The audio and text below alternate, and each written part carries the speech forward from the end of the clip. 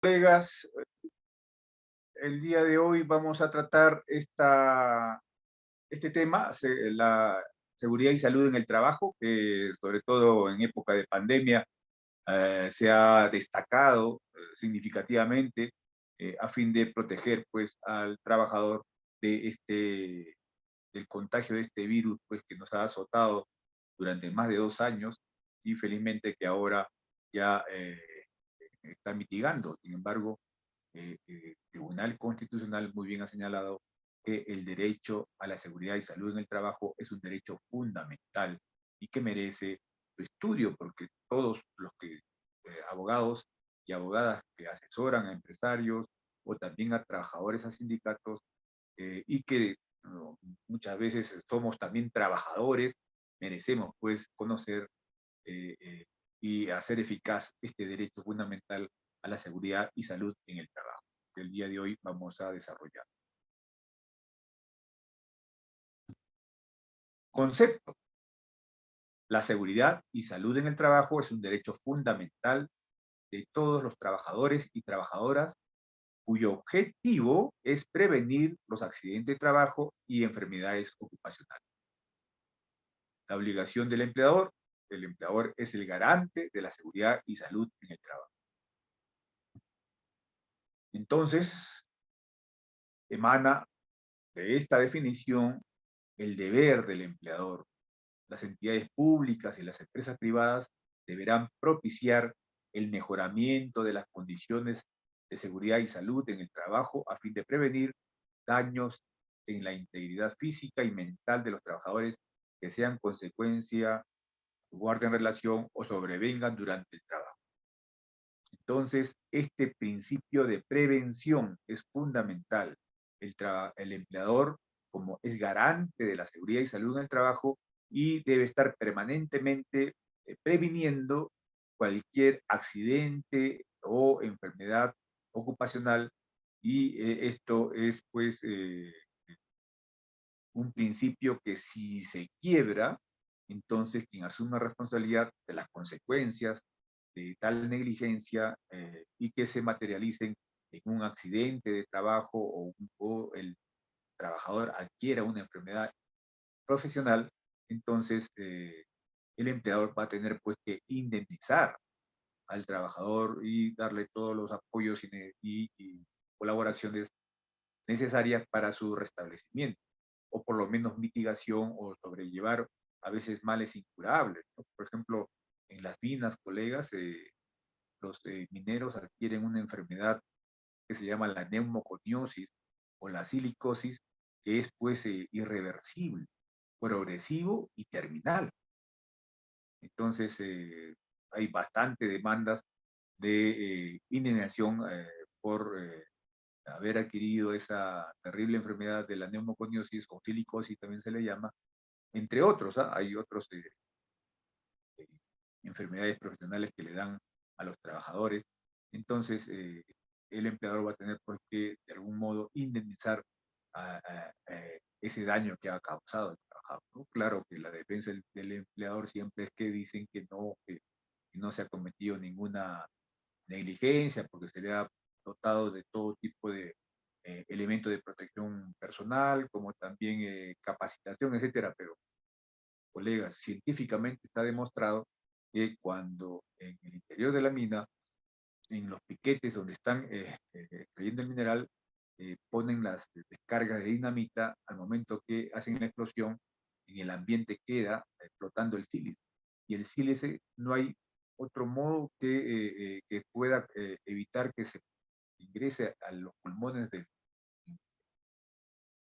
minero, porque son partículas tan pequeñas que inclusive eh, eh, traspasan las mascarillas que se le otorga para su protección. Entonces, eh, eh, esto está demostrado científicamente y por tanto el empleador es el que tiene que asumir esos costos. Y aquí tenemos, colegas, el Pacto Internacional de los Derechos Económicos, Sociales y Culturales adoptado por la Asamblea General de las Naciones Unidas, ratificado por el Perú.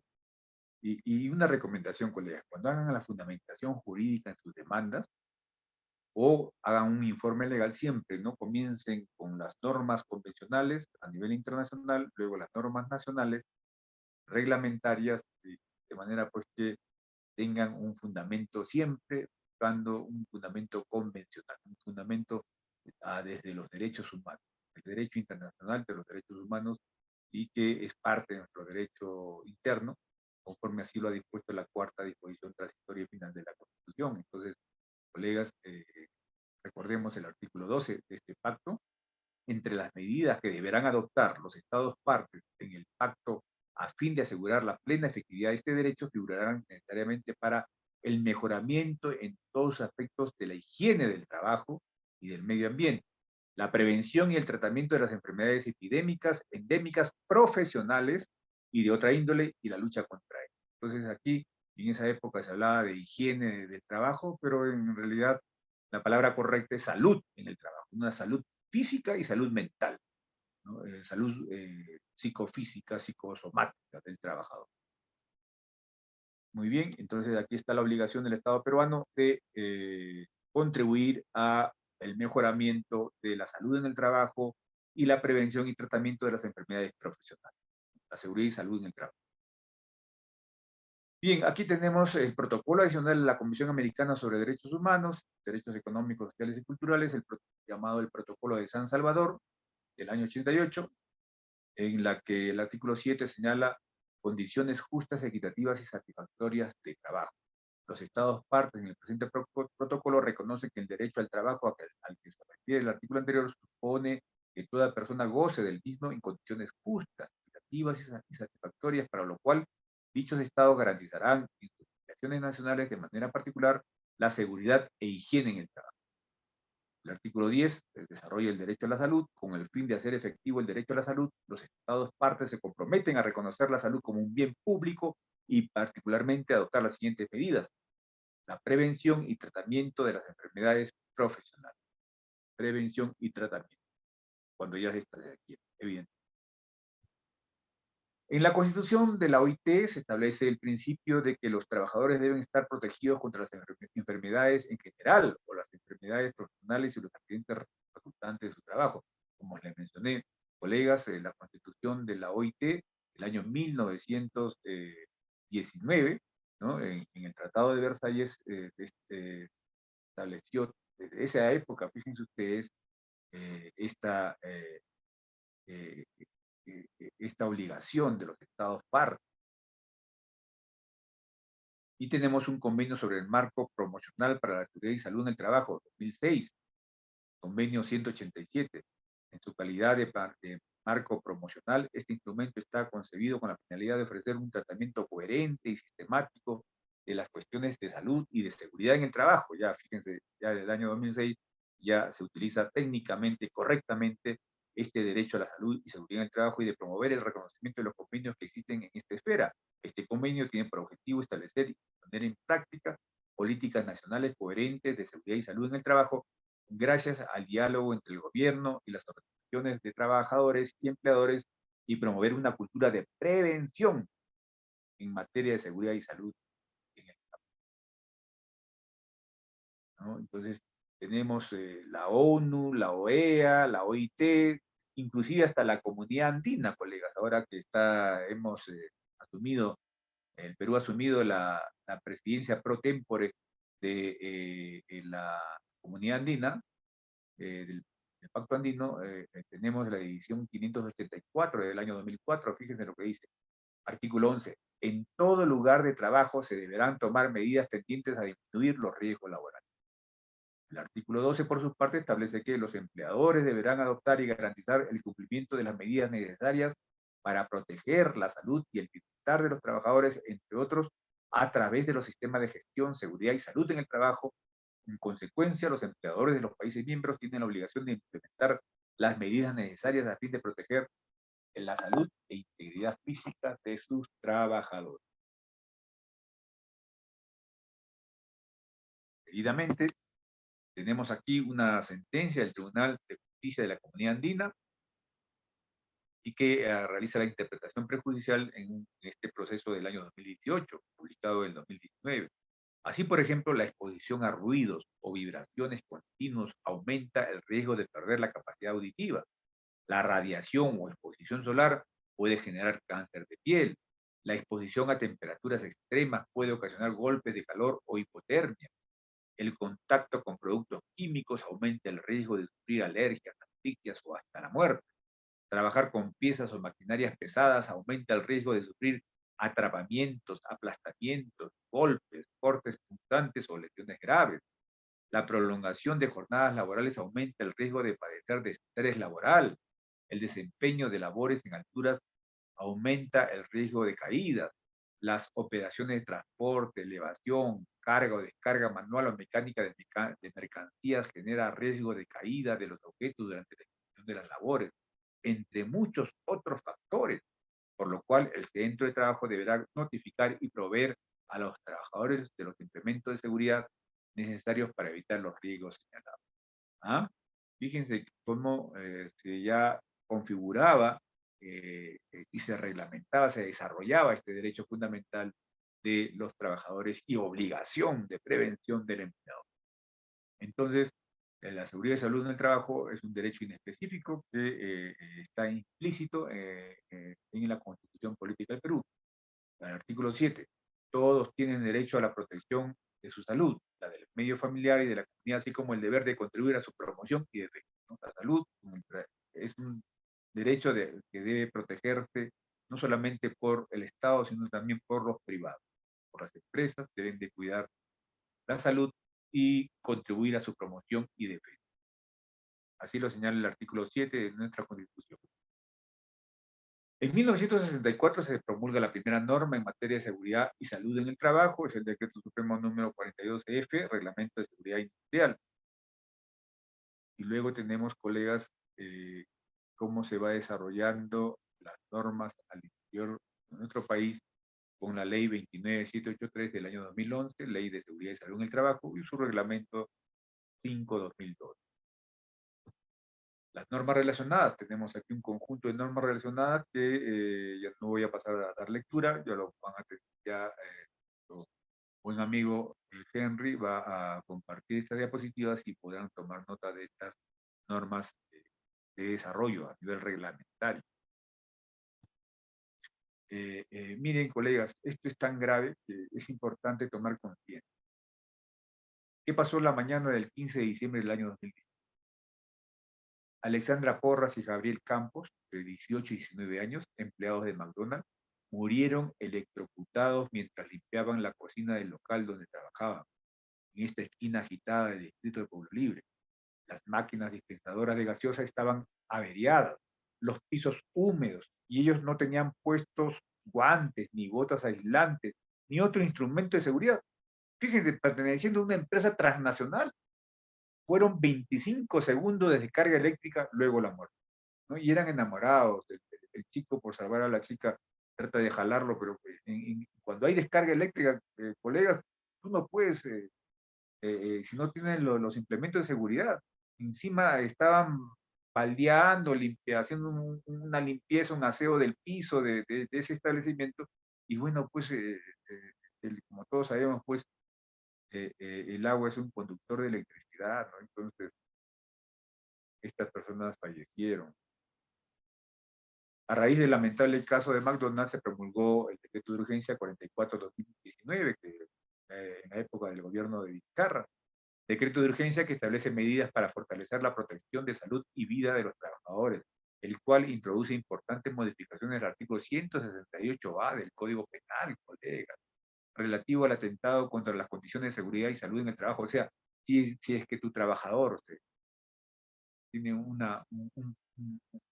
accidente de este tipo, puede resultar penalmente responsable, terminar en la cárcel. Por eso de ahí la importancia de conocer estas regulaciones para cuando usted asesore al empresario, lo cuide, pues que no vaya a cometer este tipo de imprudencias, ¿no? Y si usted asesora a los trabajadores, también pues para que haga valer sus derechos y también denuncia al culpable, ¿no? Cuando colegas, pierdes una pierna, un brazo, la vida, ¿no? Ya, esto es muy delicado, no se puede jugar así tan alegremente con la vida de las personas. Miren, la ley 29783 y el decreto supremo 005-2012 ley de seguridad y salud en el trabajo, tienen por objetivo promover una cultura de prevención de riesgos laborales en el país. La idea es no solamente los empresarios, también los trabajadores debidamente capacitados para que también prevengan los riesgos, pues, porque ¿qué tal si el trabajador colabora en el accidente con causa, ¿no? Ya una última casación de la Corte Suprema estableció porque la concausa reduce la indemnización. Entonces, el ámbito de aplicación de esta ley también aplica a toda persona bajo modalidades formativas y a los trabajadores autónomos, ¿no? Porque también pueden haber en la empresa practicantes, por ejemplo. También se incluye aquel que sin prestar servicios se encuentra dentro del lugar de trabajo, en lo que resulte aplicable. Puede ser un proveedor, un cliente que está dentro de las instalaciones de la empresa. Entonces, esta norma aplica tanto al trabajador por cuenta propia, al sector privado, al sector público, al sector servicios. Todos los sectores económicos, colegas, están bajo la responsabilidad de cuidar la eficacia, la efectividad, la eficiencia del principio de prevención. Entonces, estos son los principios de la ley 29783, ley de seguridad y salud en el trabajo. Prevención, en primer lugar. Información y capacitación. Consulta y participación. Responsabilidad. Yo diría corresponsabilidad entre los trabajadores y empleadores. Gestión integral. Primacía de la realidad. No nos dejemos llevar por los documentos. Vamos a los hechos, vamos a la realidad, vamos a la práctica. ¿Qué ha sucedido en la práctica? Cooperación de empresarios y trabajadores y todas las personas involucradas en la seguridad y salud en el trabajo. Atención integral de la salud y protección. Protección frente a los accidentes laborales. Luego tenemos acá el principio de prevención que es desarrollado en esta ley. El empleador garantiza en el centro de trabajo el establecimiento de los medios y condiciones que protejan la vida y la salud y el bienestar de los trabajadores y de aquellos que no teniendo vínculo laboral prestan servicios o se encuentran dentro del ámbito dentro de la labor. El principio de responsabilidad, el empleador asume las implicancias económicas, legales y de cualquier otra índole a consecuencia de un accidente o enfermedad que sufre el trabajador en el desempeño de sus funciones o a consecuencia de él, conforme a las normas vigentes. Luego tenemos este sexto pleno supremo laboral, tema 1, es importante recordarlo. Vamos a tener una clase, colegas, especialmente para tratar todos los plenos supremos y plenos jurisdiccionales, ¿no? Pero vamos adelantando el tema 1 del sexto pleno supremo laboral que dice el empleador como garante de la seguridad y salud en el centro de labores siempre será responsable por cualquier evento dañoso para la vida o la salud del trabajador. Entonces aquí se establece una presunción plenaria, ¿no? Recordemos, colegas, que como ciudadanos probatorios tenemos los indicios, las presunciones, ¿no? Las presunciones pueden ser presunciones legales, jurisprudenciales y presunciones homine, las presunciones del juez, ¿no? El juez establece o construye una presunción para eh, invertir la carga de la prueba. La presunción favorece a quien protege, en este caso el trabajador, y carga la prueba al empleador. El empleador tiene que desvirtuar esa presunción, demostrar que él ha tenido una causa justa para actuar, que se libera de la aplicación de esa presunción porque ha tenido causales eximentes de responsabilidad, ¿no? La fuerza mayor, el caso civil. Pero si no logra desvirtuar la presunción, entonces tiene por bien probado que el trabajador se accidentó por culpa del empleador. ¿Ah? Entonces, esa es la función de la presunción de facilitar, de colaborar en la justicia como ciudadano probatorio para lograr pues que se establezcan los hechos en un proceso a partir del cual se aplican las consecuencias jurídicas. Bien, acá tenemos colegas, el principio de información y capacitación. Las organizaciones sindicales y los trabajadores reciben del empleador una oportuna y adecuada información y capacitación preventiva en la tarea a desarrollar con énfasis en lo potencialmente riesgoso para la vida y salud de los trabajadores y su familia. O sea, es toda una especialidad en el centro de trabajo, temas de seguridad y salud en el trabajo. Inclusive hay especialistas que asesoran a las empresas para una adecuada impartición de esta información y capacitación.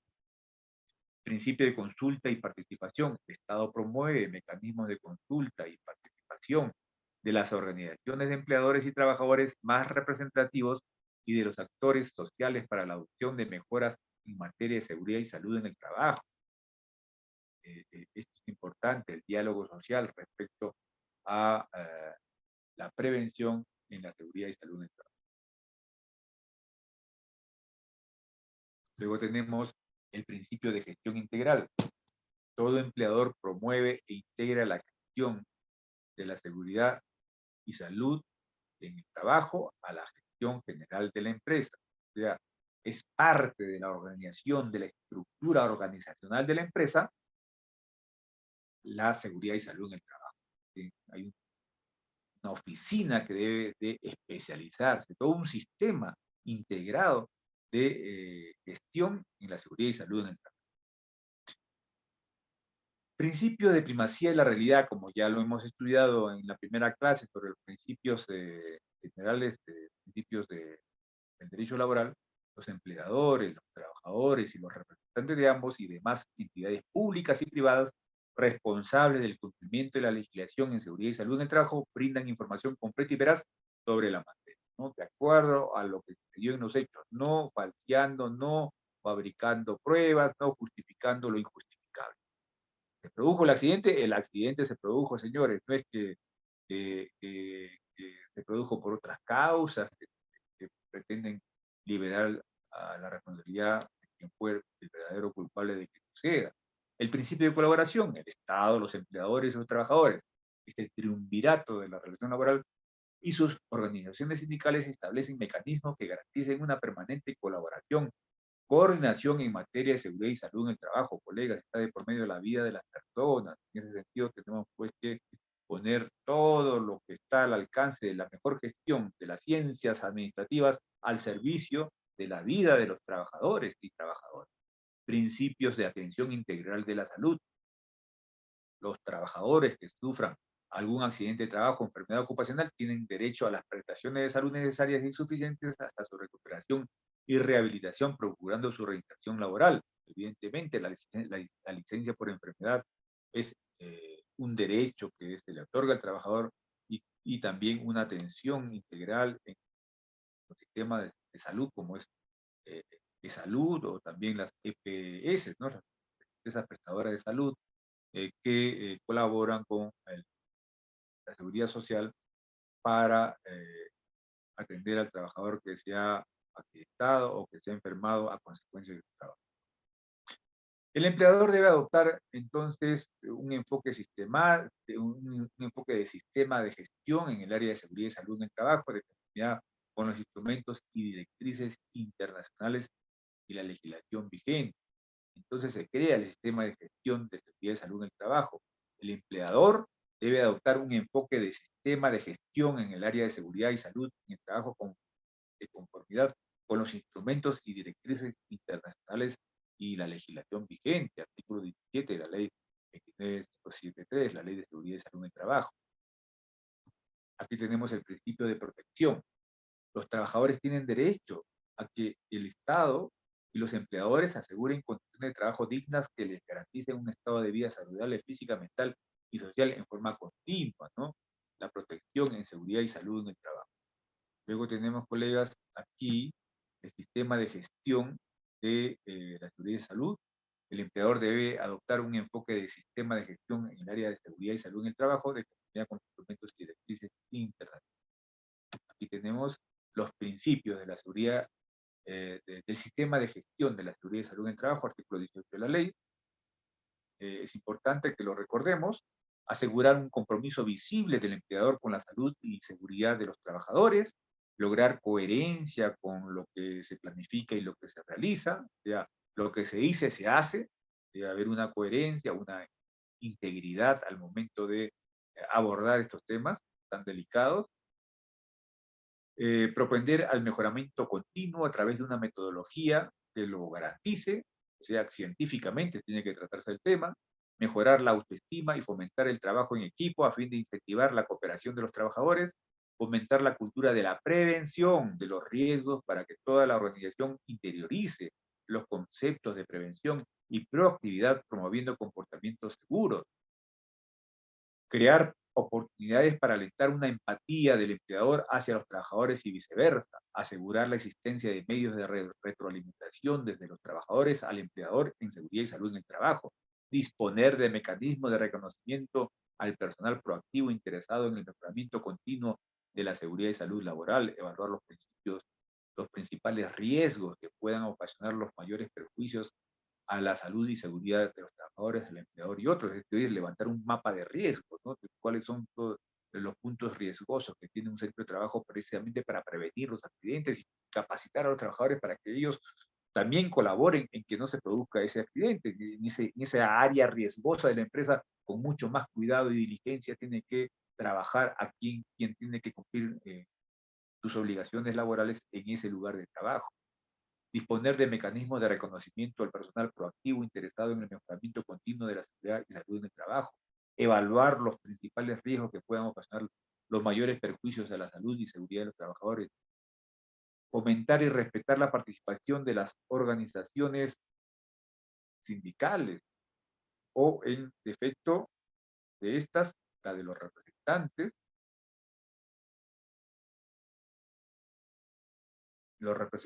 de los trabajadores en las decisiones sobre seguridad y salud en el trabajo. Eso es una obligación de todos, no solamente del empleador, sino también de los trabajadores.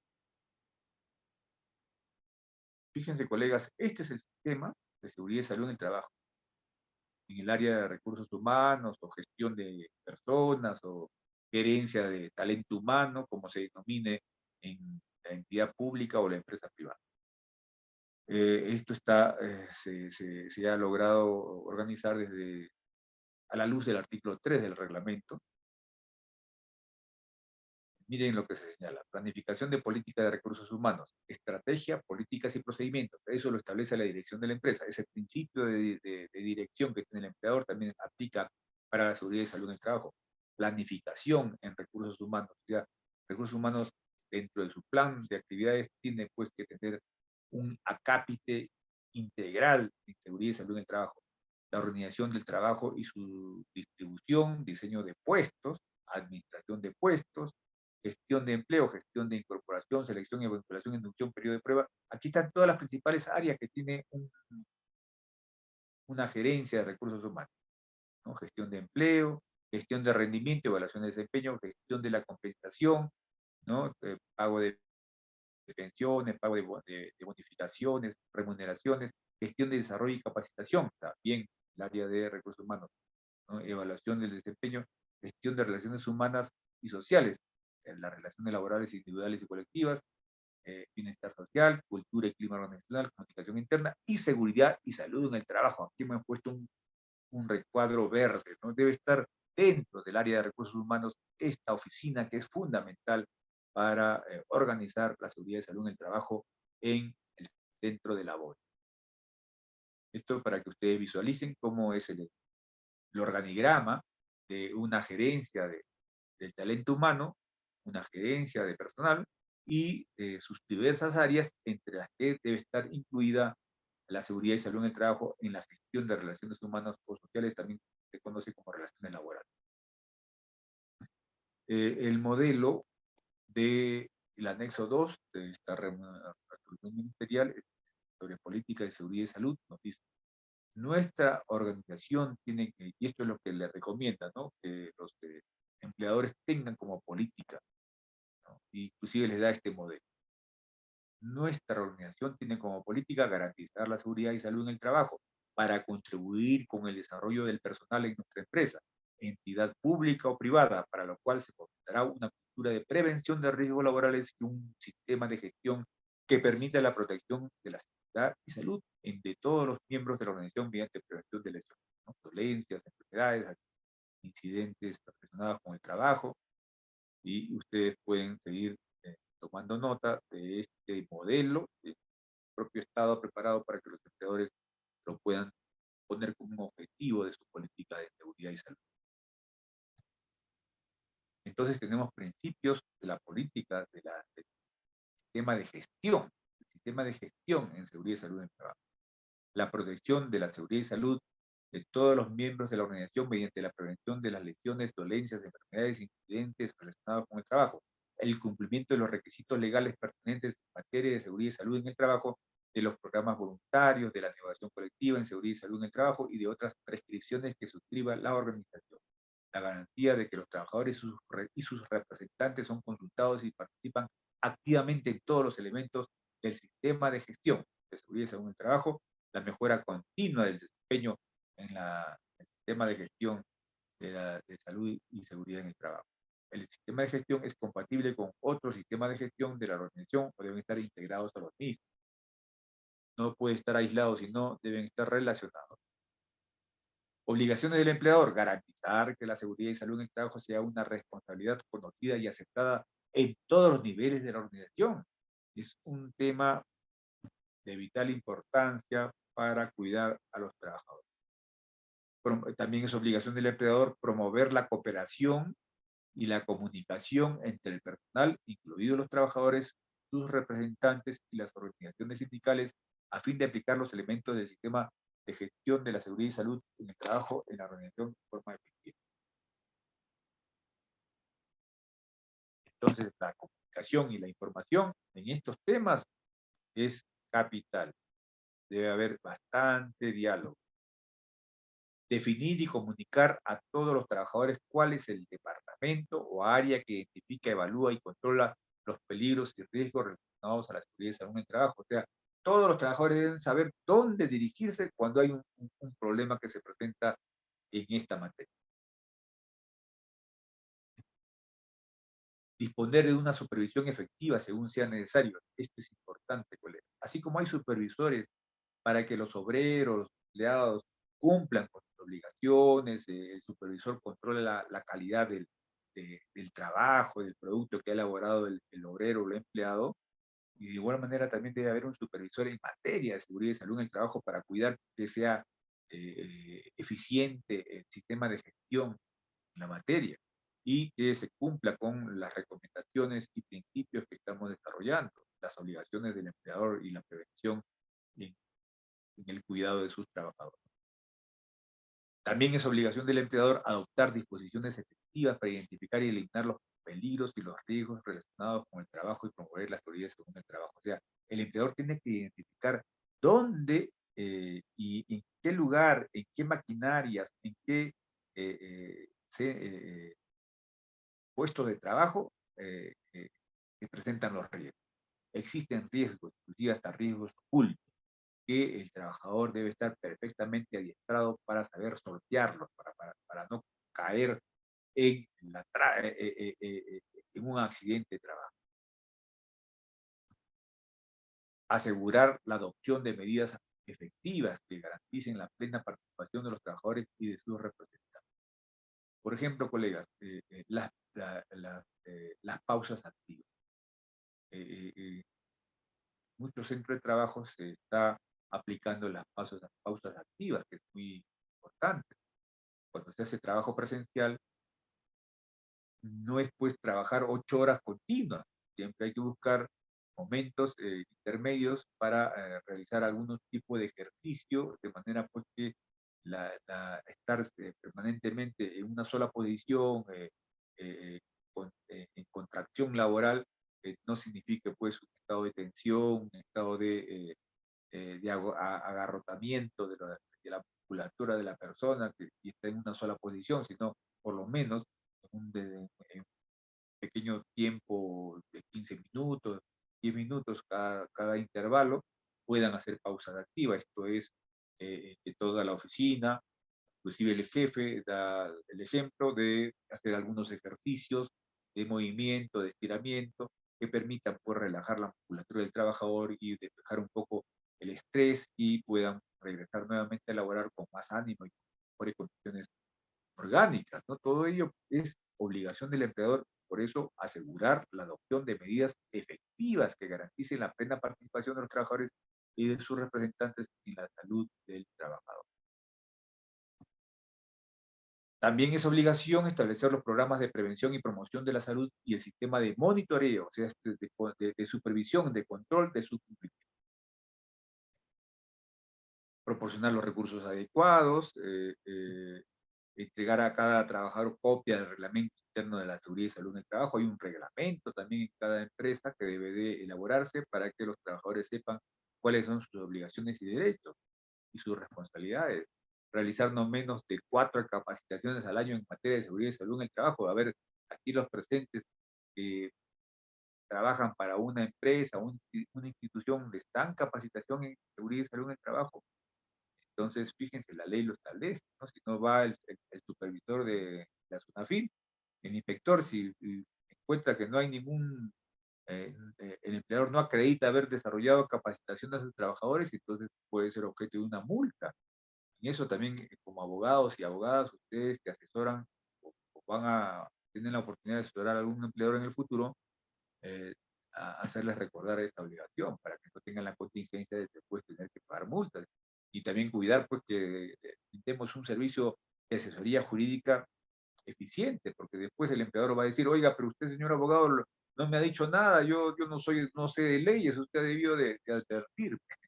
Bien, responsabilidades del empleador, elaborar un mapa de riesgo con la participación de la organización sindical, de representantes de los trabajadores. Si no hay sindicato, delegados y el Comité de Seguridad y Salud en el Trabajo. Cada empresa, cada institución tiene un Comité de Seguridad y Salud en el Trabajo. Debe tenerlo, si no lo tiene. Brindar facilidades económicas y licencias con goce de haber para los participantes de los trabajadores en cursos de formación en la materia. Inclusive el reglamento de la ley dice que debe de hacerse en horas de trabajo, ¿no? Para que no nadie se escape de la capacitación. Adjuntar el contrato de trabajo, la descripción de las recomendaciones de la seguridad y salud en el trabajo, o sea, se lee un contrato de modal, por ejemplo, un contrato de servicio específico, siempre que haya causa objetiva, por supuesto, de la temporalidad. Entonces, pone ahí una cláusula, pues, que el trabajador, junto al contrato de trabajo, recibe el reglamento de seguridad y salud en el trabajo y que se compromete a cumplir debidamente, de lo contrario se considera falta su inobservancia. Tenemos en los cambios en las tecnologías o en los equipos de trabajo, cuando estos se produzcan, debe haber una formación, ¿no? Debe una capacitación. Usted va a introducir una nueva maquinaria en el centro de trabajo, tiene que capacitar a los trabajadores no solamente de su debido uso, sino también de los probables peligros que esa maquinaria puede causarle a la salud del trabajador. Puede ser pues una maquinaria que tenga ciertas particularidades en cuanto a que puede pues causar daño al trabajador, ¿no? Entonces, en ese aspecto debe también estar debidamente capacitado el trabajador. Indemnización por accidente de trabajo, de minero que no fue capacitado por las empresas demandadas. Aquí recuerdo que emitimos nosotros una sentencia en la sala mixta de Tarma cuando tuve la oportunidad de presidirlo, en la que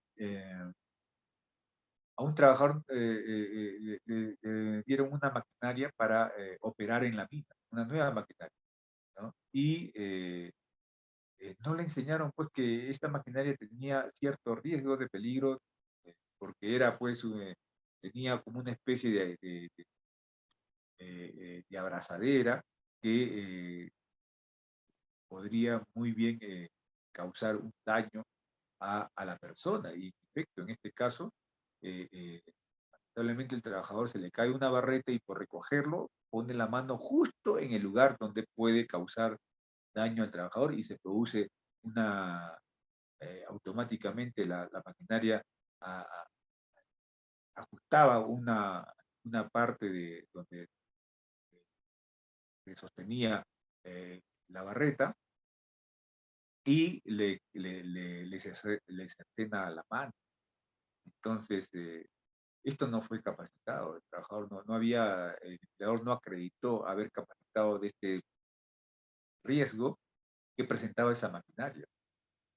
Entonces, tuvo pues que asumir la indemnización que pedía el trabajador, ¿no? Se declaró fundada la demanda. Aquí la organización del sistema de gestión en seguridad y salud en el trabajo. Estos son los documentos que debe de tener y exhibir el empleador cuando el inspector de la SONACIL lo visita. Estos son los 3 documentos que debe siempre de tener el empleador ahí listos para mostrar al inspector cuando éste llega y pide la exhibición de estos 6 documentos. Pilares en la seguridad y salud en el trabajo. La política y objetivos en materia de seguridad y salud en el trabajo. Documento que debe estar escrito en blanco y negro.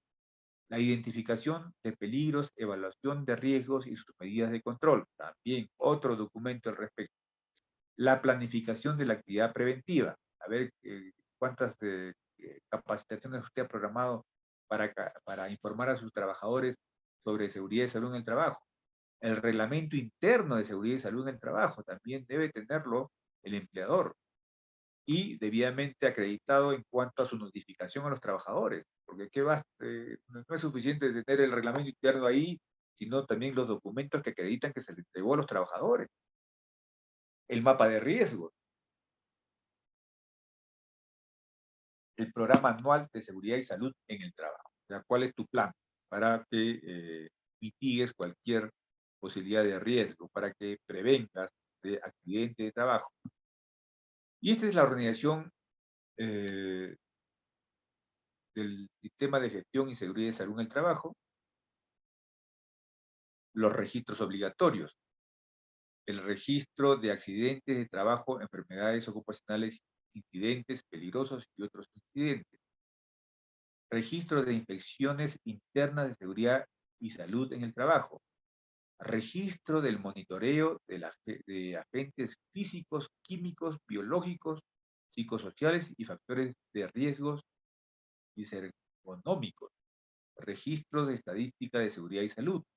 Registro de inducción, capacitación, entrenamiento y simulacros de emergencia. Registros de equipos de seguridad o emergencia.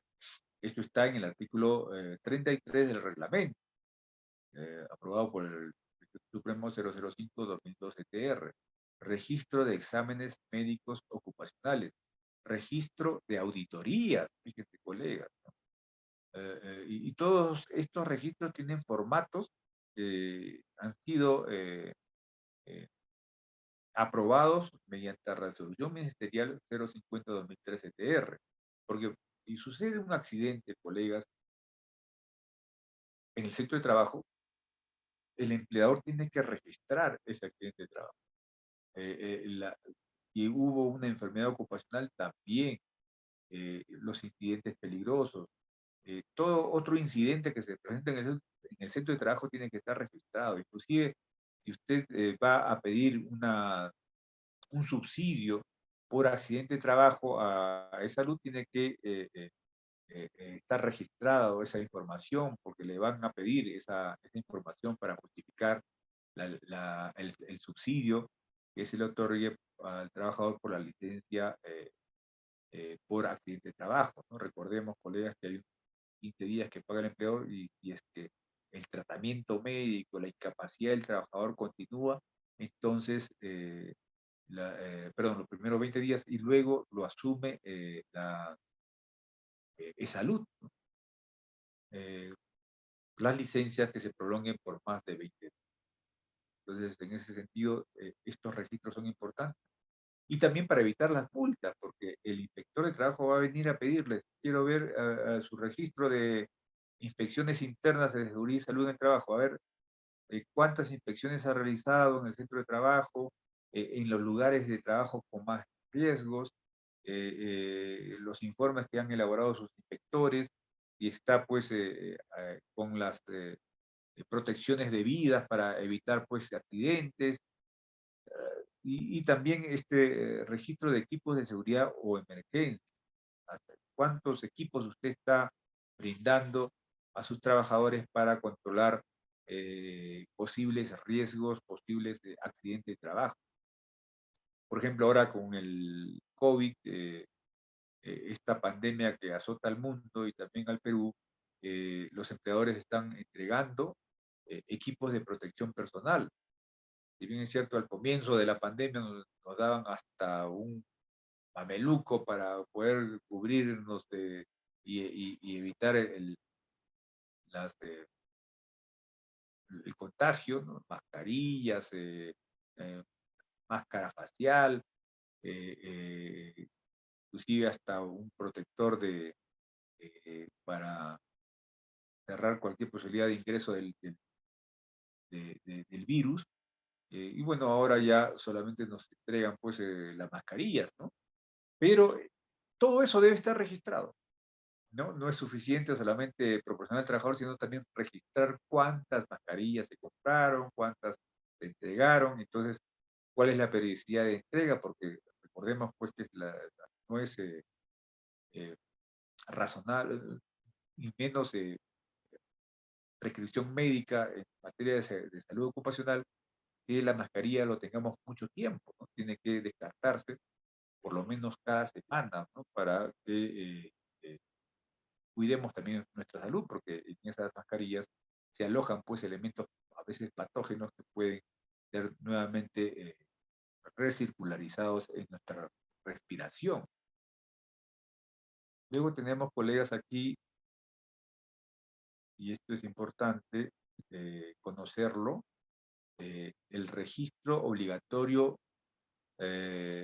y este es un formato referencial de los registros obligatorios del sistema de gestión y seguridad de salud en el trabajo. Si bien es cierto, no se nota, pero aquí todo lo que hemos hablado de estos registros que debe tener el empleador, inclusive esta resolución ministerial 050-2013 establece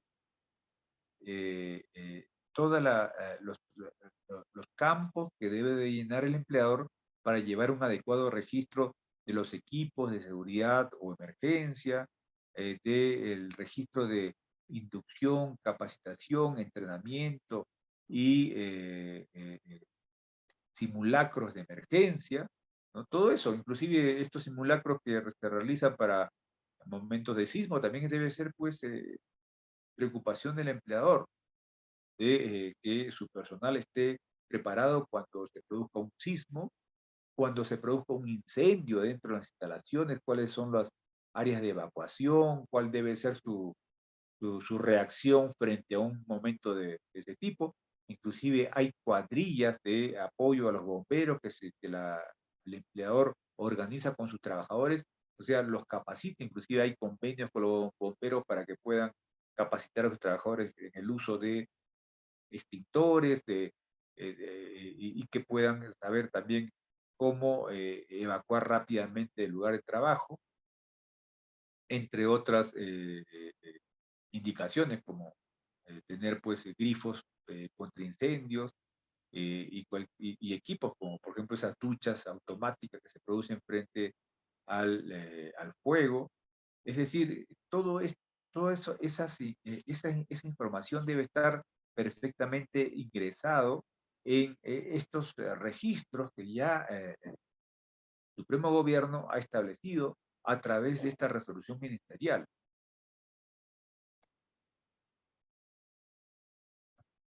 Entonces, y la auditoría es clave, colegas, está establecido en el artículo 43 de la ley 29783.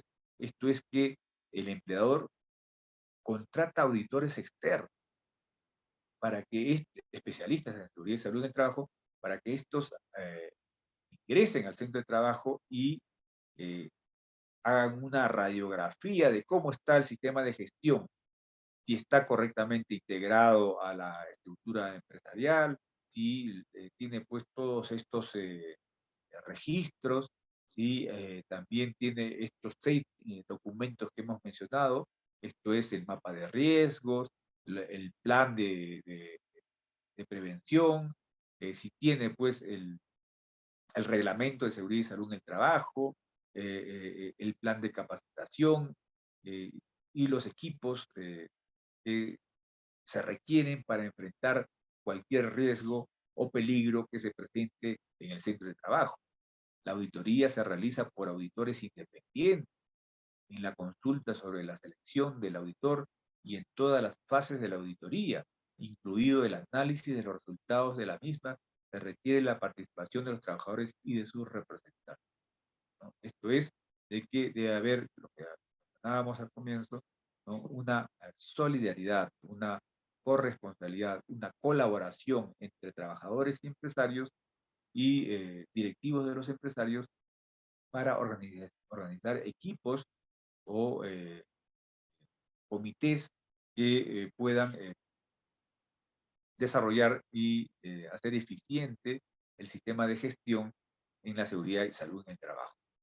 Y la auditoría cumple el objetivo de supervisar si todo este sistema de gestión integrado se está cumpliendo, tiene la eficiencia mínima para evitar pues que se produzcan los accidentes o mitigar en cuanto a enfermedades profesionales y su adecuado tratamiento, porque puede producirse el accidente ya, bueno, pues se tomaron todas las prevenciones del caso, pero también a veces suceden pues momentos en los que es imposible de prever y se presenta el accidente y frente al accidente el adecuado tratamiento que le da el empleador a ese trabajador, ¿no?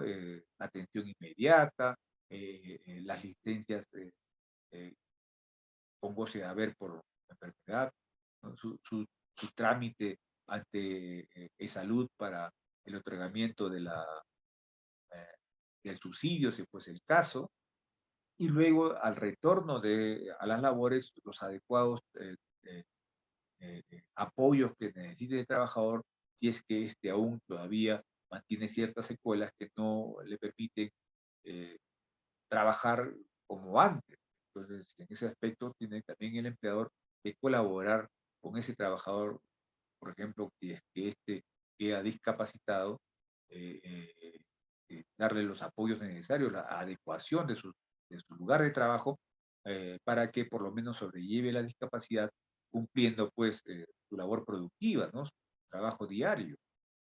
Y esto pues las auditorías cumplen con hacer una evaluación y precisamente también las auditorías tienen una función de evitar multas al empleador, porque si todo está funcionando correctamente, cuando el inspector de la SUNAFIL va a realizar pues el control, el debido control de la legalidad en el cumplimiento de las normas y reglamentos de la seguridad y salud en el trabajo, va a apreciar porque todo está conforme, ¿no? Todo está bien.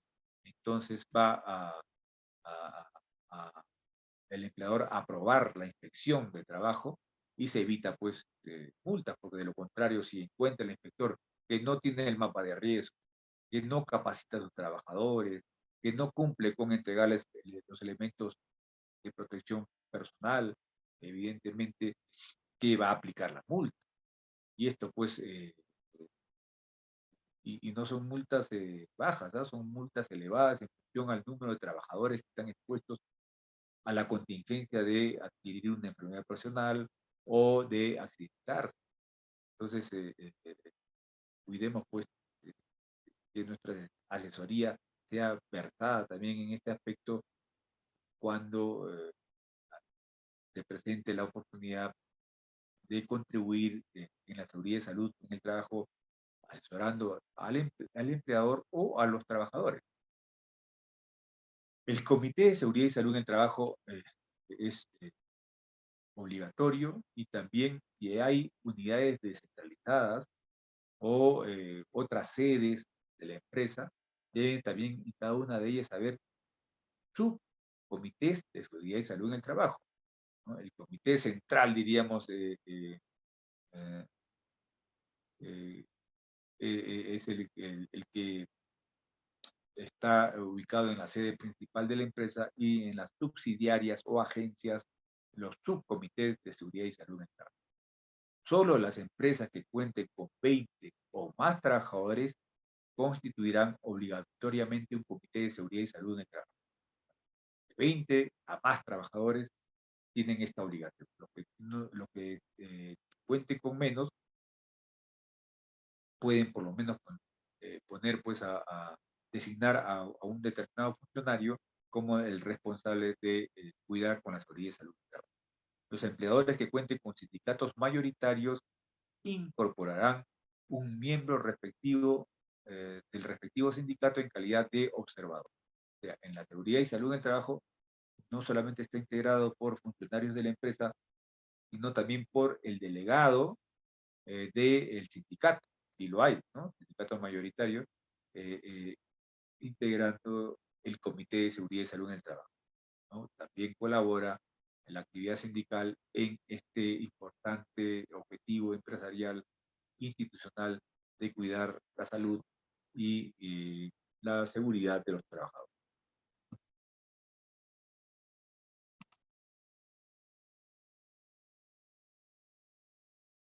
Entonces, de acuerdo al artículo 39 del Decreto Supremo 005-2012-TR, en empresas con menos de 20 trabajadores se designará un supervisor de seguridad y salud en el trabajo, quien será elegido por los trabajadores. Entonces, fíjense que también aquí hay un principio democrático de hacer participar a los trabajadores que tienen esta pequeña o microempresa para que designen a el supervisor de esta importante materia. O sea, la totalidad del universo de todas las empresas, sean grandes, medianas, pequeñas o microempresas, tienen la obligación de designar un órgano o persona que va a velar, va a cuidar la seguridad y salud en el trabajo. El Comité de Seguridad y Salud en el Trabajo tiene toda una estructura. Esto está reglado en el artículo 43 del reglamento. Fíjense, el Comité de Seguridad y Salud en el Trabajo debe tener no menor de 4 ni mayor de 12 miembros. Empresas con menos de 100 trabajadores deben tener por lo menos 4 miembros del comité.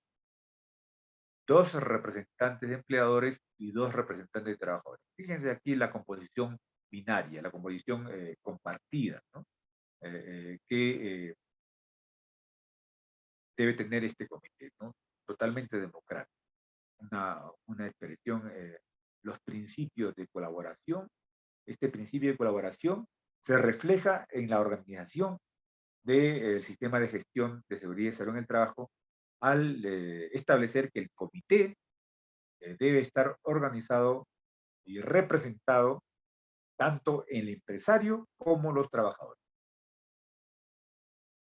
No menor de 6 en los empleadores con más de 100 trabajadores, agregándose al menos a 2 miembros por cada 100 trabajadores adicionales hasta un máximo de 12. O sea, fíjense que este comité puede llegar a tener 12 personas, 6 representantes de los empleadores y el resto de los trabajadores. Inclusive estos pueden incrementar su número si, en función a la cantidad de trabajadores.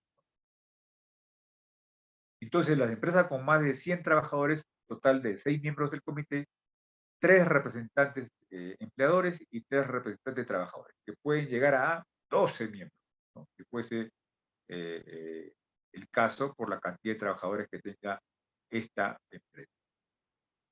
Y en la empresa con más de 200 trabajadores, debe tener un mínimo de 8 miembros del comité.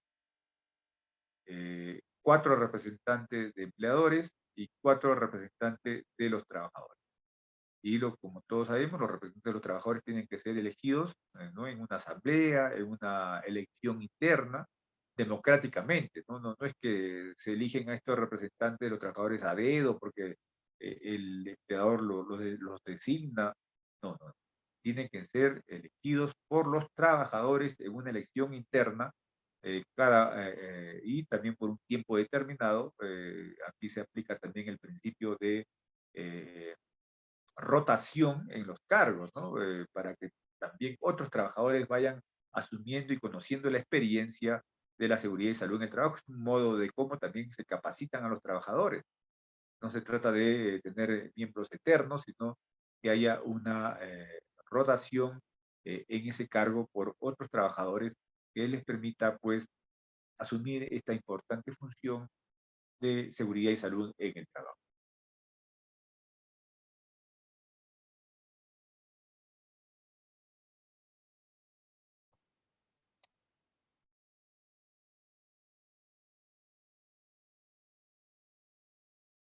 El Comité de Seguridad y Salud en el Trabajo tiene determinadas reglas que deben de observar según el reglamento que estamos comentando.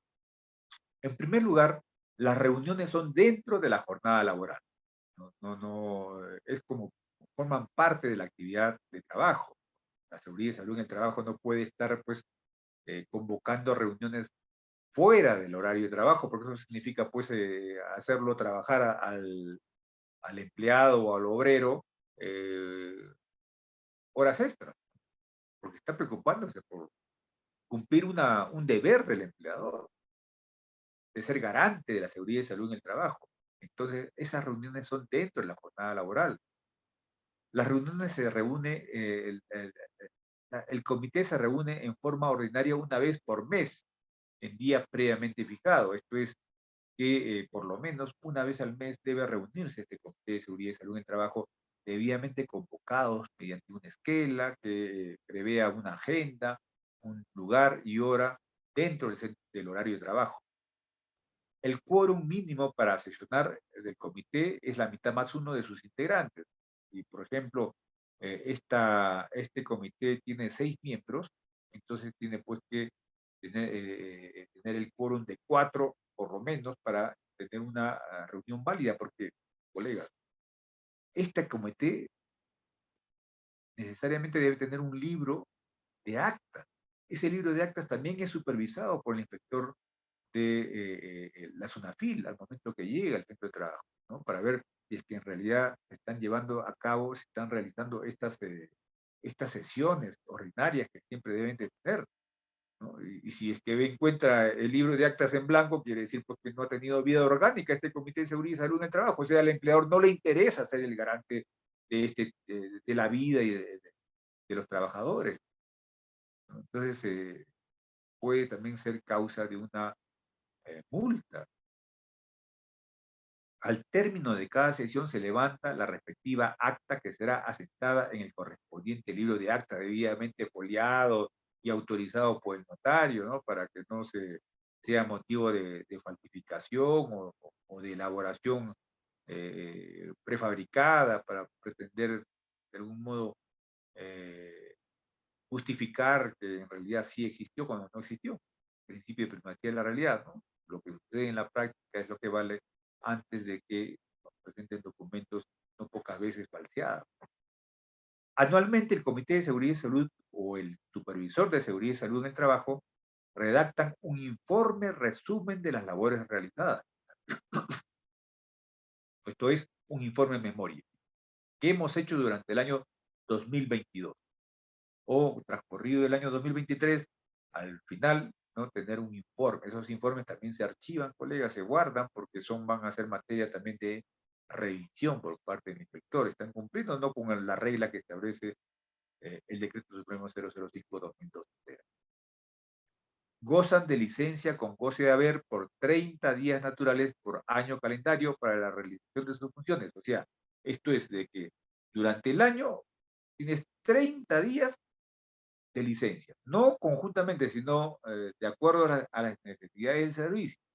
Necesitas un día de licencia con goce de haber porque como integrante del Comité de Seguridad y Salud en el Trabajo vas a encargarte de la supervisión, de la vigilancia, del cumplimiento de las normas de seguridad y salud en el trabajo, de nuestro reglamento interno de seguridad y salud en el trabajo en las unidades de producción A, B y C, ¿no? Que quedan en distritos o lugares distintos. Entonces, se le otorga esa licencia para que vaya y cumpla con esa función del comité. Por eso que tienen hasta 30 días naturales del año calendario para realizar estas funciones. O la licencia con goce de haber, que es obligación del empleador otorgárselo. Porque si es que el trabajador representante de su gremio, de sus elegido por la asamblea de los trabajadores, no puede cumplir sus funciones porque el empleador no le otorga la licencia correspondiente, entonces ahí estamos frente a una falta sociolaboral que comete el empleador y que muy bien puede ser sancionado por el inspector de la SUNAFIL o ser motivo de denuncia por parte del sindicato o de los trabajadores ante la SUNAFIL o la dirección o los inspectores de la Dirección Regional de Trabajo que pertenece al gobierno regional. Recordemos que en materia de empresas, de micro y pequeñas empresas, la Dirección Regional del Gobierno Regional, la Dirección Regional de Trabajo y Promoción del Empleo del Gobierno Regional es el competente. Para lo que es mediana y gran empresa,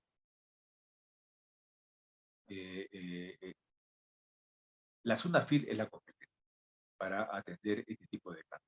Ahora, ustedes recordarán que la SUNAFIL es competente para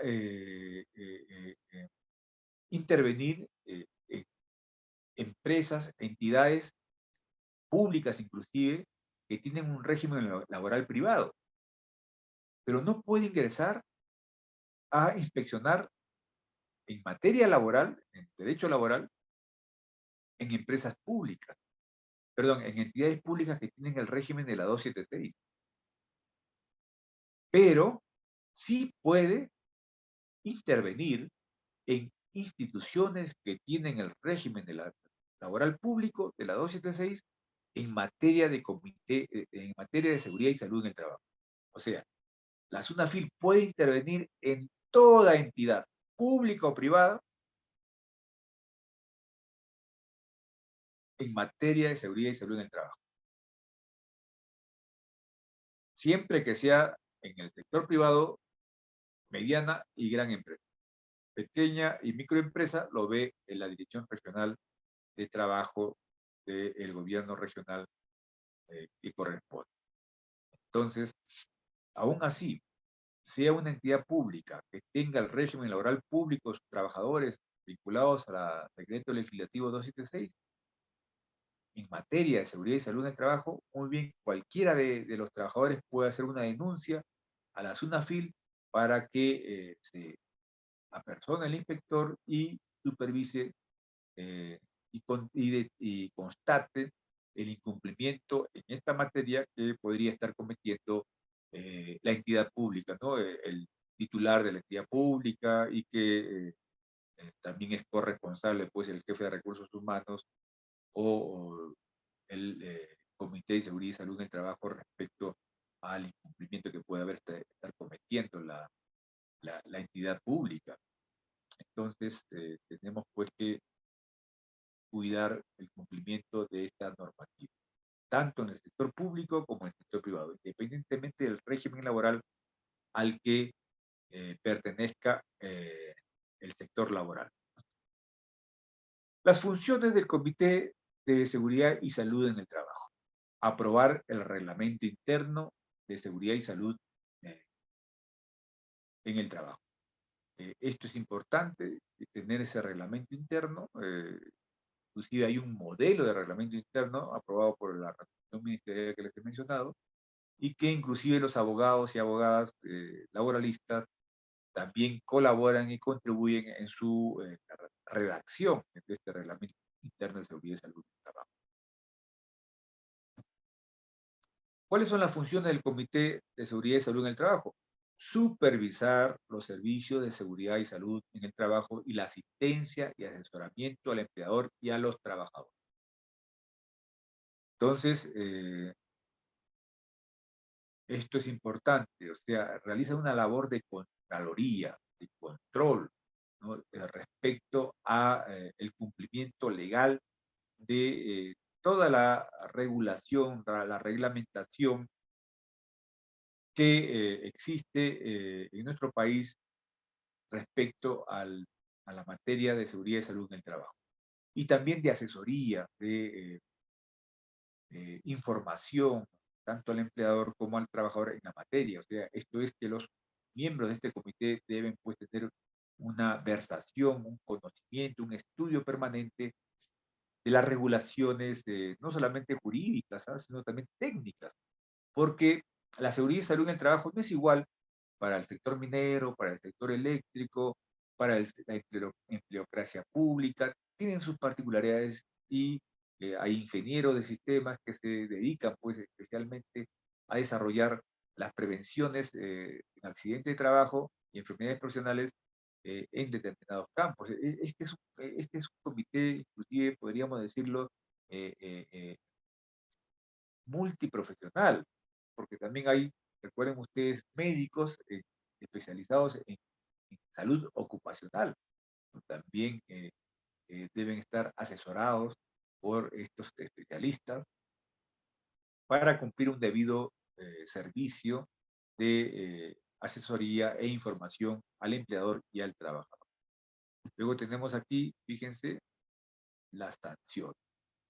Esto es lo que deben tener muy en cuenta, colegas, que gracias de repente a esta exposición, a esta conferencia que están escuchando, se les presenta la oportunidad de brindar un servicio de asesoría en la materia, ya pueden ustedes prevenirle al empleador de los posibles riesgos en cuanto a sanciones que puedan tener, ¿no? Y muchas veces, colegas, son los propios trabajadores quienes denuncian a su empleador ante la SUNAFIL.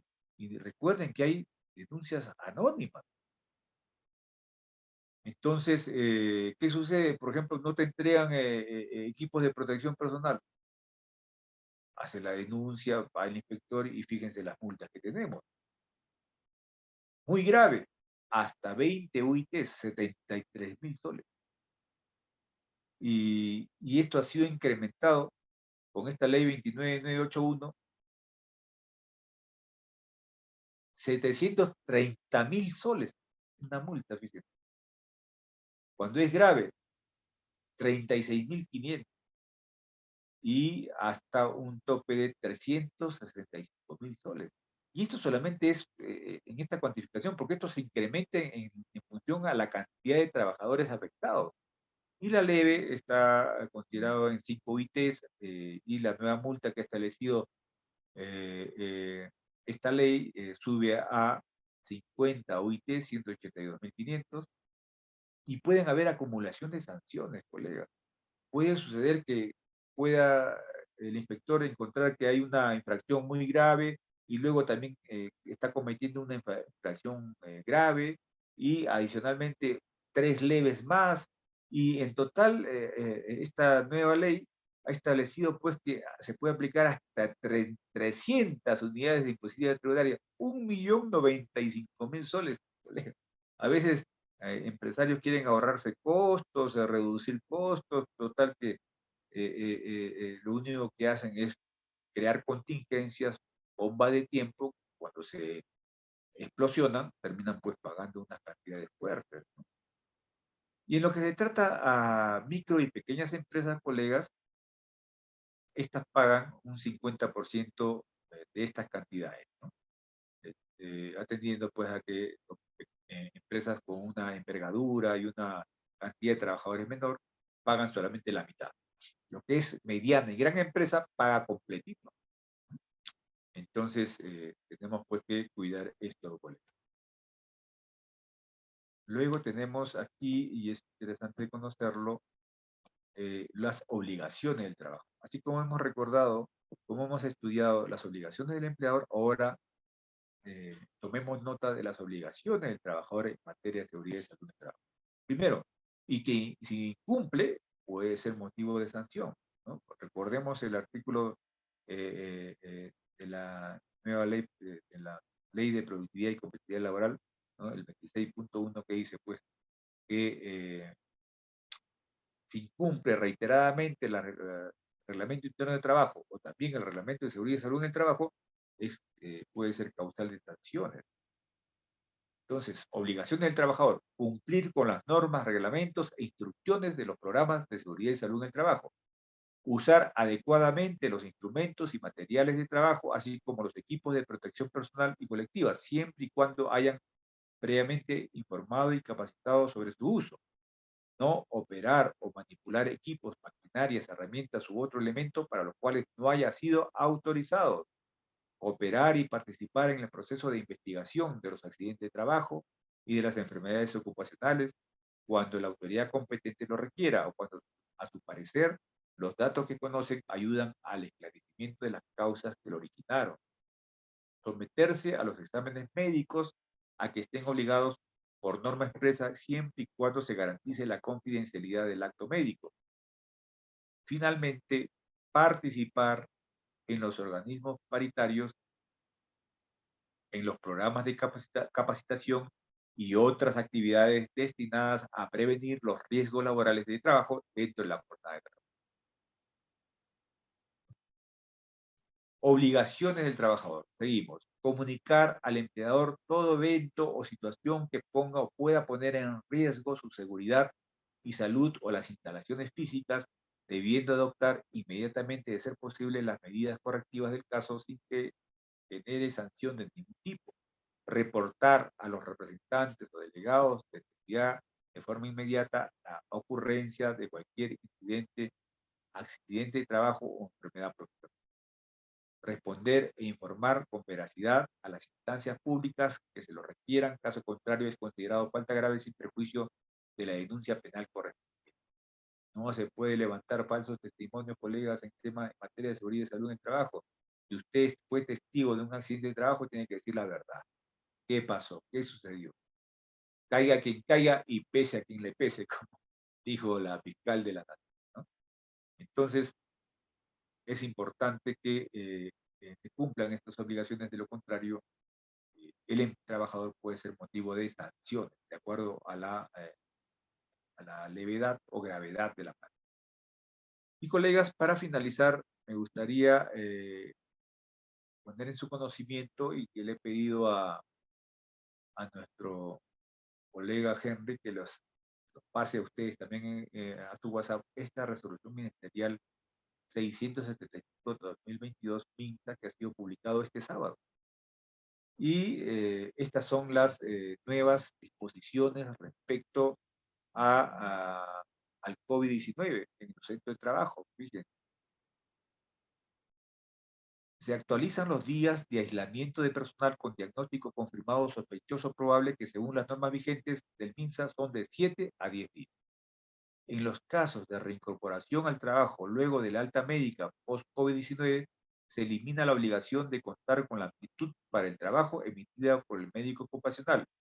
Solo se requiere que la alta médica emitida por el médico tratante sea revisada por el médico ocupacional. 3. Se elimina la obligación del empleador de verificar que sus trabajadores estén vacunados con la primera, segunda dosis, más dosis de refuerzo. Ya, o sea, se supone que ya todos estamos vacunados y ya no hay obligación del empleador de estar eh, supervisando esto. Se elimina la obligación de presentar el plan COVID-19 al correo institucional del MINSA. Se incorpora regulación referida al uso de medidores de CO2 en ambientes de trabajo y escuela. Esto es también en cuidado de la ecología. Entonces, estas son las nuevas disposiciones del regreso o reincorporación al trabajo. Disposiciones para el regreso al trabajo. Se establece el proceso de regreso al trabajo de aquellos trabajadores que estuvieron en aislamiento social obligatorio que no son actualmente casos sospechosos ni confirmados COVID-19 bajo los siguientes criterios.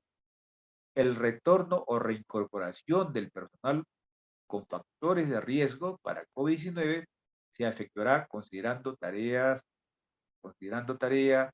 distanciamiento, ventilación y jornada laboral. Es decir, que los que estamos haciendo trabajo remoto en las entidades públicas y empresas privadas, vamos a regresar a trabajar presencialmente, colegas, pero cuidando estos factores. Se efectuará considerando la tarea, el distanciamiento social, la ventilación y la jornada laboral. ¿Qué pasa si mi centro de trabajo, en el lugar de trabajo, no hay ventilación, no hay distanciamiento, está asignado a la oficina? Entonces, pues, señor empleador, oiga, usted me está pidiendo que regrese a un lugar en la cual el contagio es posible, porque hasta ahora se siguen contagiando la gente con COVID-19. Si bien es cierto, tenemos las vacunas, pero nadie garantiza, colegas, cuáles van a ser las consecuencias del contagio. A pesar de que tienen 3, 4 vacunas, hay gente que termina en UCI. Es que como todavía no conocemos científicamente, y así lo han establecido los científicos médicos que han estudiado el COVID-19 hasta ahora, de que aún no se conoce cuáles pueden ser las consecuencias o cómo puede reaccionar nuestro organismo. Te puede dar COVID por cuarta vez, por quinta vez, y es un resfrío fuerte, nada más. Pero a otros los envía a UCI, colegas. Si no, eh, basta que veamos la sala situacional del MINSA para ver que hay gente que todavía está en, con respiración artificial, en UCI. Entonces, también es un peligro, pues, poner en riesgo la salud del trabajador. Por eso, ¿quiere usted que regrese a hacer trabajo presencial, señor empleador? Pero garantíceme, pues, ¿no?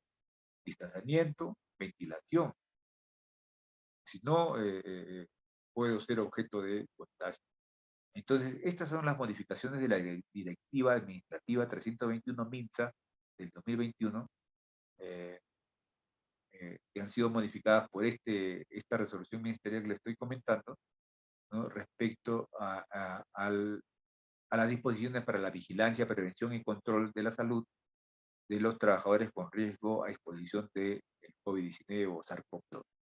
Se recomienda que los trabajadores con vacunación incompleta o pendiente deben presentarse al Servicio de Seguridad y Salud en el Trabajo o quien haga sus veces para completar su esquema de vacunación y retornar al trabajo presencial, remoto o mixto de acuerdo a las necesidades de salud. Entonces, esta es recomendación, porque también hay personas que no quieren vacunarse, pues, ¿no? También hay que cuidar, diríamos, la libertad de las personas, pero si voy a retornar, tengo que tener esta seguridad, distanciamiento, ventilación y una jornada laboral adecuada. Bien, colegas, inclusive hasta ahora hace mención a un trabajo mixto, un trabajo también se llama híbrido, en la que hay un tiempo en la que hace trabajo presencial y otro tiempo que hace trabajo remoto, o trabajo a domicilio, en domicilio, o teletrabajo. Entonces, es posible, ¿no? Pero también hay labores que no es posible, puede hacer trabajo remoto, ¿no? Porque eh, tienes que necesariamente hacerlo en la casa. Muy bien, colegas, muchas gracias por su atención. Esto es todo lo que he expuesto esta noche y me someto a las preguntas que consideren a bien formular.